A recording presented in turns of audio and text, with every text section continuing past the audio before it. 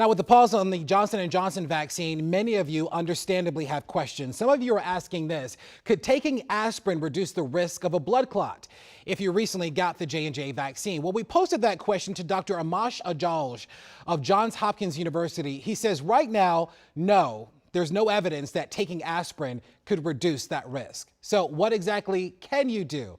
Well, if you're experiencing double vision or headaches, about a week after your shot, Dr. Ajalj says call your doctor right away, but he says you should not panic. These blood clots are exceedingly rare.